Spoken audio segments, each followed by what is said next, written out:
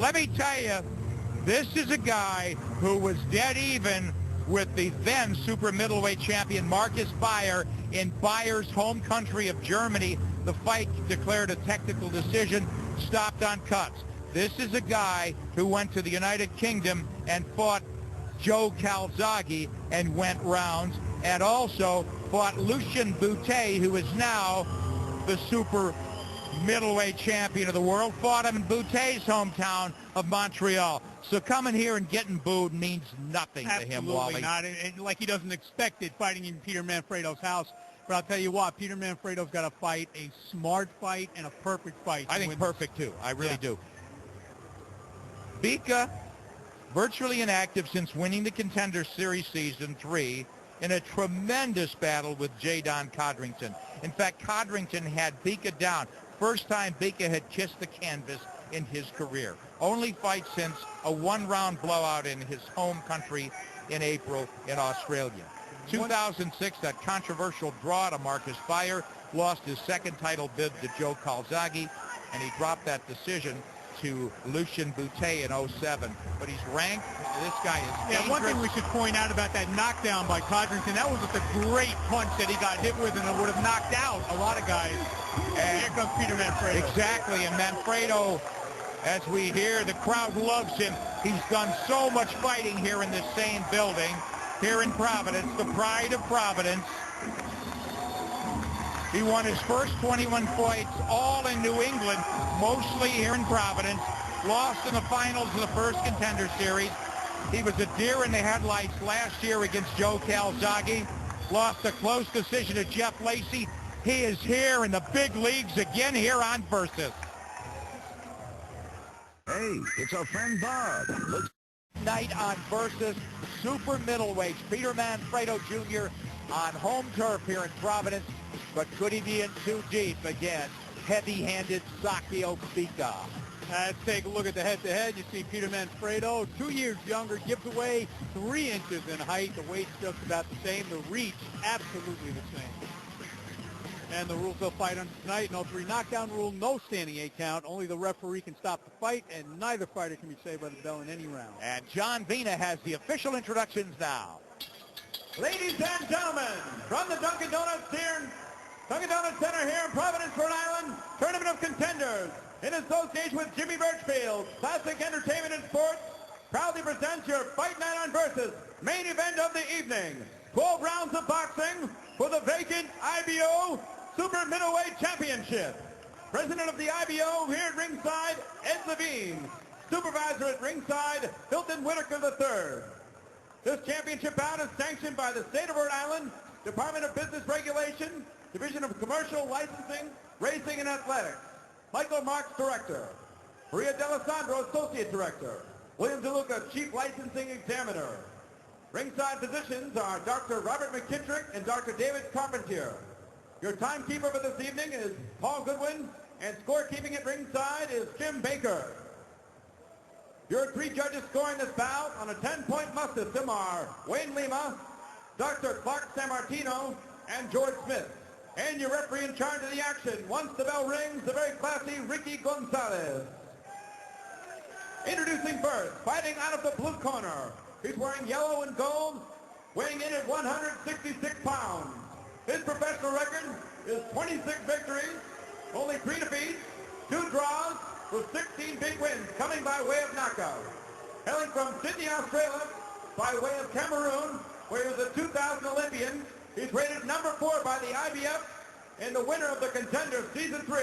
Please welcome the IBF Pan-Pacific Super Middleweight Champion, Sakio the Scorpion Bika. His opponent, fighting out of the red corner to my left, is wearing white and red. His weight this evening, 167.5 pounds.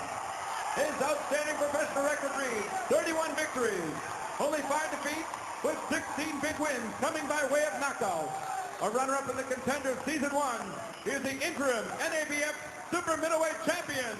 He is the pride of Providence, Peter Manfredo Jr.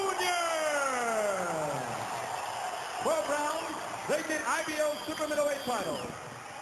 Referee Ricky Gonzalez with final ring instructions.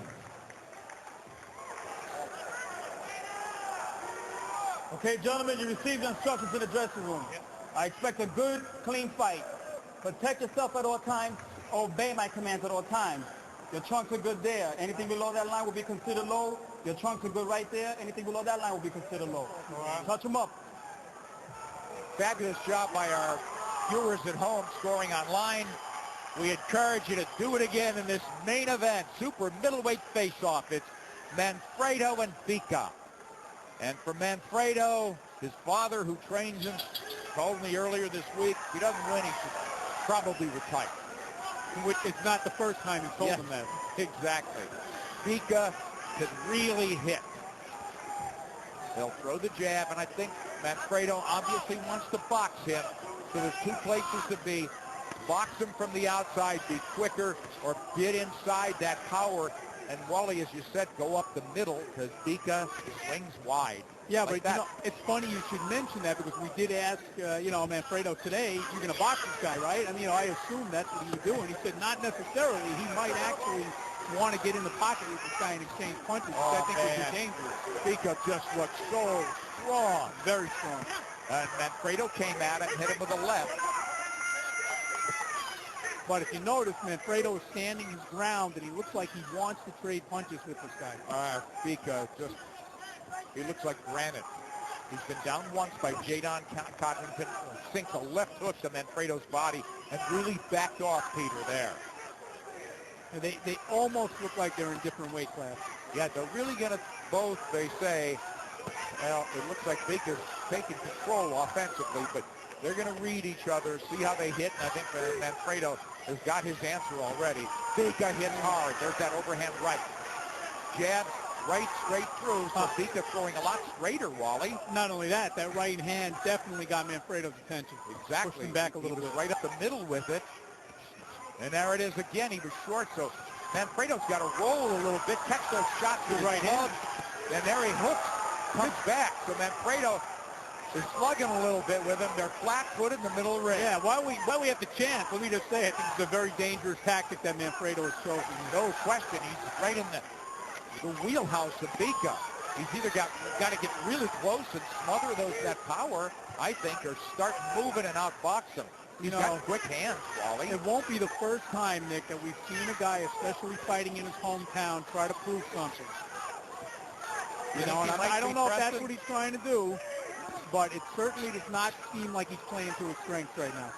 Bika, certainly not unnerved. He is fighting very much in control, but he is, no doubt about it, the more effective aggressor here. Get off his head. In the first round. Clearly the harder puncher. So you just think that Manfredo would be a little bit more mobile, would use a little bit more of the ring, and use his hand speed. Instead, he looks like he wants to go punch for punch. Yeah, there's no side-to-side movement. Bika couldn't get on the court. No punching. Ricky Gonzalez, our referee. Peter Manfredo in the white. Sakio Bika in yellow. Tries to connect the tail end of that right hand, and a combination from Bika at the bell.